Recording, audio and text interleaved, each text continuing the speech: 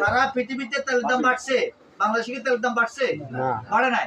হ্যাঁ, গোপনে কোনো ওই এমনি বিচ্ছিন্ন দোকানে কেউ গোপনে 10 টাকা 20 টাকা বাড়াইলো ভিন্ন কথা। না না, একটা কথা কেউ জানে না, একটা বিপদ আর কিছু এত 10 টাকা বাইরে গেল, কিন্তু কোথাও তেলের দাম বাড়ে না। 1 টাকা সরকার তেলের দাম বাড়ে, দ্রব্যমূল্য 1 টাকা বাড়ায় না। দ্রব্যমূল্য এবারে যে এবারে গাড়ির ভাড়া এটা নিবেন একটা বাড়ানো 420 গাড়ি ভাড়া বাড়াইলে কইছে হ্যাঁ হয়তো এটা হইতে পারে। ধরুন 500 গায় চলে, গায় দিবেন কোন দিয়ে জুত মত কেতন পড়িয়া বাইরে গেছে বিচ্ছিন্ন আছে, কিন্তু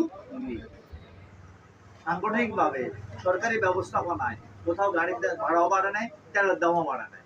কোনো বাস মালিক, পরিবহন মালিকও আনুষ্ঠানিকভাবে কোনো ভাড়া বাড়ায় না। শুরু করে কোনো 1-2টা গায়ে 1000 গায়ের মধ্যে যদি 2 হাসনা গায়ে কোনো 2 নাম্বারই করে বাটপারি করে, সেটা হচ্ছে ভিন্ন কথা, কিন্তু কোথাও সুযোগ দিচ্ছে না।